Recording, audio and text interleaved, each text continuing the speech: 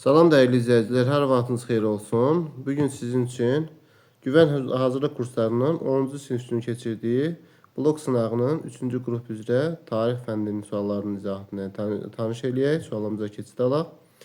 Neolit dövrünün sxemdə verilən dövrlərdə ümumi cəhətləri müəyyən edin. Deməli, paleolit dövrü ilə oxşar cəhəti. Ox və kamandan istifadə neolit dövrü ilə paleolit dövrü oxşar cəhəti ola bilməz. Qalan qoxmaq əsasında birləşməsi hər ikisində qəbul olunub. Otaq həyata keçməsi yalnız neolitə aiddir. Eneolit dövrü üçün ortaq cəhət, metaldan əməkələrdən hazırlanması eneolitə aiddir. Bunu götürə bilmərik. İstehsal təsrifatının mövcud olması neolitdə varsa eneolitdə də var. Torpağın toxa ilə şumlanması aiddir. Hər iki dövrdə istifadə olunur. Tunc dövrdə yeni təsərrüfat sahələri meydana gəlməsi ola bilər. A var. Xüsusi ibadət evləri, məsələn, burada toxadır, orada xışdır, uyğun cəhəti. Ona görə də A variantı uyğundur.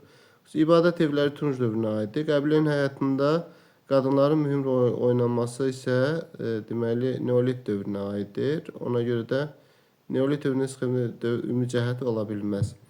Deməli sualda olur 1-də B, 2-də BC, 3-də A, doğru cavabımız A variantında göstərilib.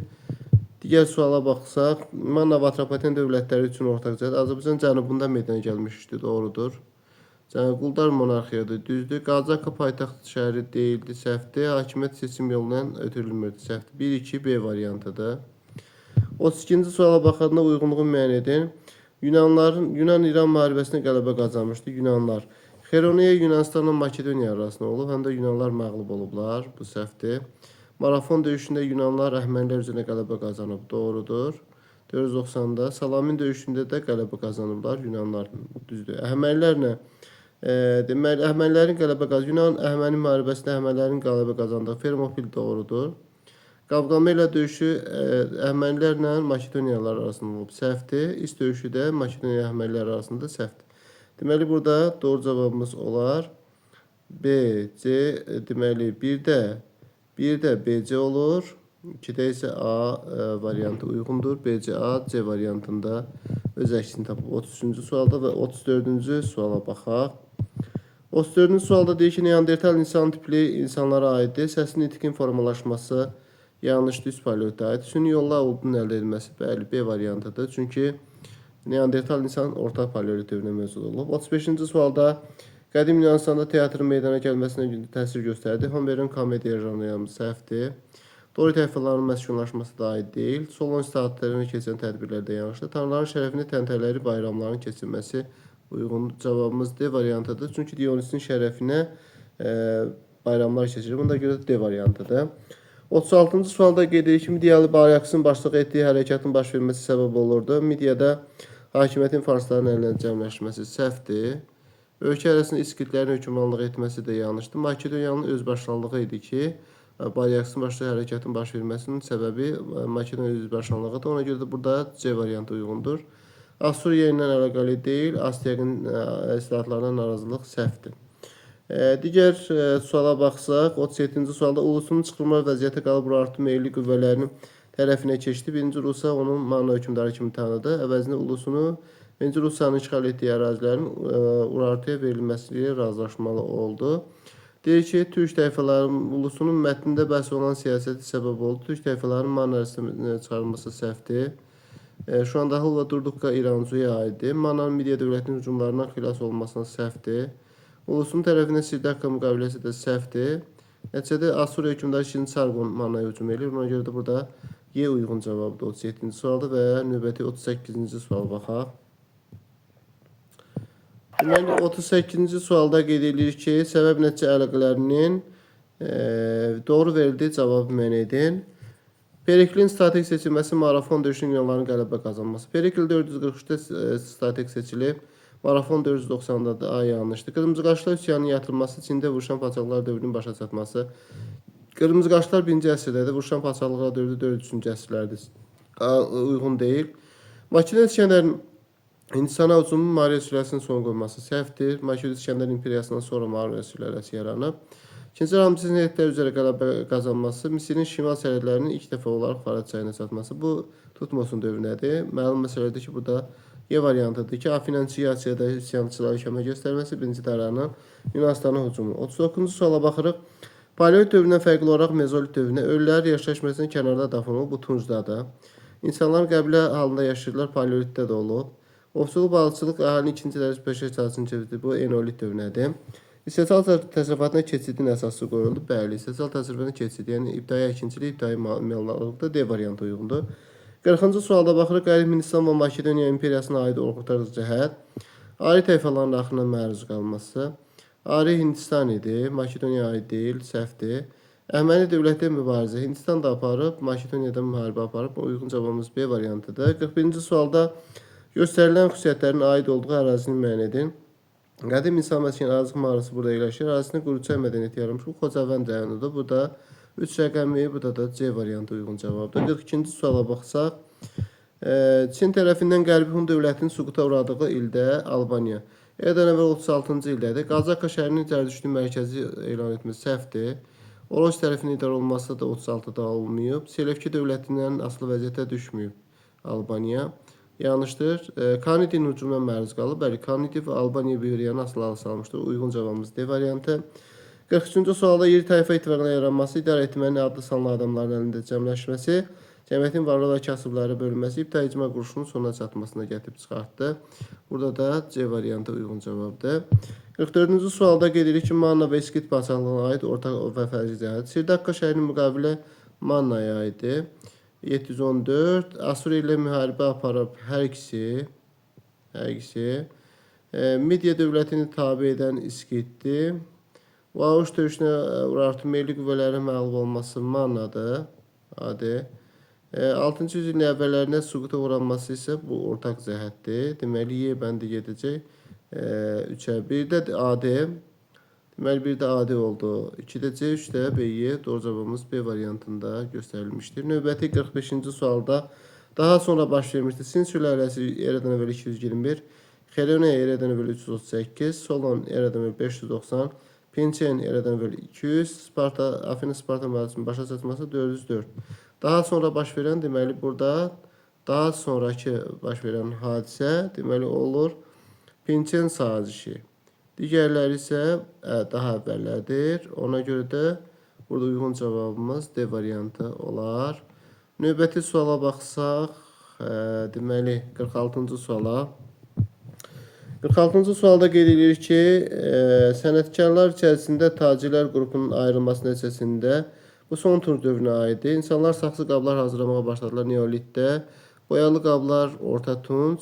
Yalnız quru yollara, qonşu ölkələrə ticarət əlaqələri saxlanılırdı. Su yolu ilə də saxlanılırdı. Səhvdir bu. Sənətkarlıq müstəqil sərvis çevrildi. Bu da deməli 3-cü ictimai əmək bölgüsü baş verdi nəticədə. Y variantı uyğundur. Son tunc dövrünə aiddir.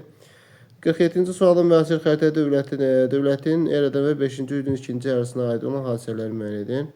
Yunanistan ərazisidir bu. 5-ci yüzün ikinci yarısında Solon 590-da 690-cı ilə aiddir. Afina Sparta 404-dür. Buna aid götürə bilərik. Perikl 443-də strateq seçilib, düzdür. Deməli, Drakon qalanlar 7-dir, səhvdir. Deməli, 2-3 olur. Uyğun cavabımız A variantı. Deməli, 47-də A variantı. 48-ci suala baxsaq. 48-ci suala baxsaq. Hani 48, deməli, 48. Bura baxırıq. Deməli, 1-ci əsrin sonlarında Atropatenanın Roma ilə yaxınlaşmasına səbəbi Selevki hücumumuz 1-ci əsrdə olmayıb. Parfiyanın işğalçılıq siyasətinin qarşısını almaq idi. B bəndidir. Növbəti 49-cu sualda qəbilə icması üçün səciyyəvi deyil, insanların toxuculuqla məşğul olması olub. Neolit, məsələn, qəbilə icması. Ölülərin üzrə qırmızı boya səpilməsi eneolit düşür. Toxa əkinçiliyin mövcud olması da aiddir. Axirət dünyasına inamın yaranmağa başlaması orta tuncdur. Deməli, orta paleolit daha doğrusu. Qəbilə icması üst paleolitdə yarandığına görə D variantı uyğun cavabdır. Qan qohumluq əsasında qəbilə var idi. Deməli, D uyğundur. 50-ci suala baxaq. 50-ci sualda qeyd edilir ki, Çin hökmdarlarının müxtəlif üsullarda Hun dövlətinin daxili işlərinə qarışmağa, nifaq yaratmağa çalışırdılar. Onlar rəqiblərini döyüş üsullarını öyrənir. Özləri də süvari qoşunlar təşkil edirdilər. Eyni zamanda Çin hökmdarlığı nigah diplomatiyasından istifadə etməyə üstünlük verir. Bu yolla sonuç xəstələr arasında ədavət yaratmağa çalışırdılar. Çin hökmdarının mətnində bəhs olunan siyasətin nəticəsində Çin sülaləsi hökuməti hər iki ödədiyi xərcdən qurtulduğu yanlışdır. Hun dövlətinin vuruşan padşahlar dövrü bundan əvvəlkidir.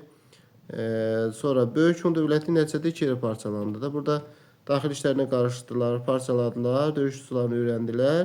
Nikah diplomatiyasının istifadə üstünlüyü verdilər. Nəticədə burada parçalanma getdi. Təbii ki, C variantı uyğun cavabdır. Növbəti 51-ci sualda Makedoniya İskəndərin Midiya satraplığını iki yerə bölərək Cənubi Midiyanı özünə saxlamağının səbəbi əsas ticarət yollarının bu arasından keçməyi. Şimali Midiyanın Makedoniya qoşullarının müqavimət göstərməsi yanlışdır. Atropaten hökmdarının uğursuz siyasəti də yanlışdır. Midiyanın digər hissəsi alanların yürüş talanların məruz qalması da yanlışdır. Mühüm ticarət yolları buradan keçirdi Ekvatanadan. Ona görə də D variantı uyğundur. 52-ci sualda Afinada yoxsulların torpaq verilməsi uğrunda mübarizənin başlaması üsyandan qorxan aristokratlar güzəştə getməyə başladı. Və nəticədə burada Solon deməli bunları barışdırır və bu da uyğun cavabımız Y variantı olur. 53-cü sualda Tunc dövrünün erkən və son Tunc dövrlərinə aid olan erkən və son inkişaf mərhələlərinə aid olan ümumi cəhət müəyyən edin. İlk tayfa birliyi Orta Tuncdadır. Kurqanlar hər iki dövrdədir. Şumlama zamanı qoşqu heyvanlardan istifadə edilməsi hər iki dövrdə ola bilər. İctimai əmək bölgülərinin baş verməsi də ortaqdır. Siklopitiklər son Tuncdadır, olmaz. Deməli, burada olur 2, 3 və 4 uyğun cavab. 2, 3, 4. 53-ə baxdıq və növbəti 54-cü suala baxaq. Xronoloji ardıcılığı müəyyən edin. Burada deyir ki, Asuriya dövlətinin süquta uğranması 605, eradan əvvəl 605, Karra eradan əvvəl 53, Baryak üsyanı 327, eradan əvvəl 327, Atropaten Selevki dövlətinin asılılığa qəbul etməsi 223-dür.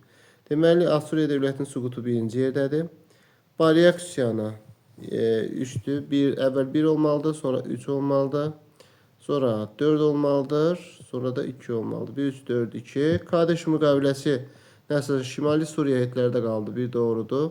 Tərəflər bir-birinə yardım göstərməlidirlər. Doğrudur. Misirin şimal sərhədləri 2 dəfə Fərəd çayına çatıb. Səhvdir.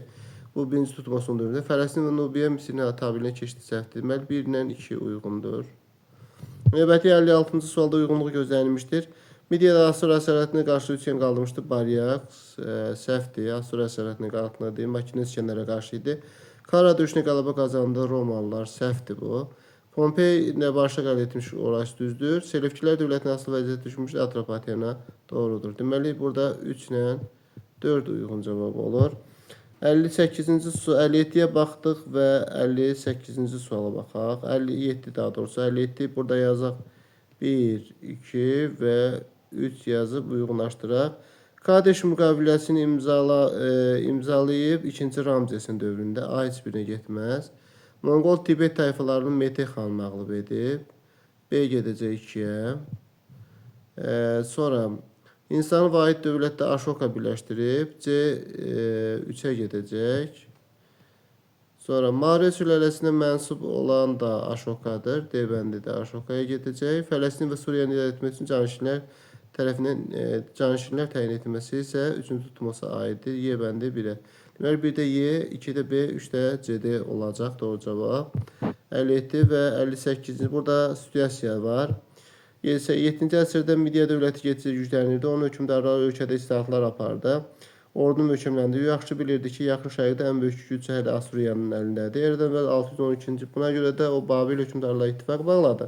Məqsəd Asuriyanın hakimiyyətinə son qoymaq idi. Eradan əvvəl 612-ci ildə Midiya Babili qoşunla birləşə Asuriyanın paytaxtını Neva şəhərini tutdular.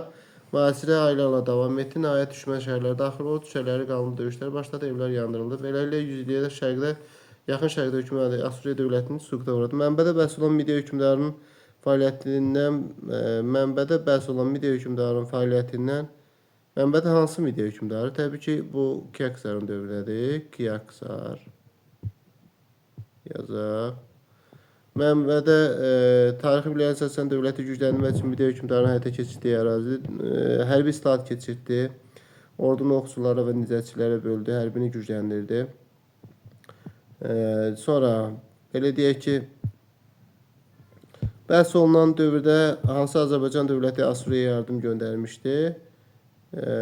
Bu dövrdə təbii ki, Manna dövlətindən söhbət gedir. Bu da Manna olacaq.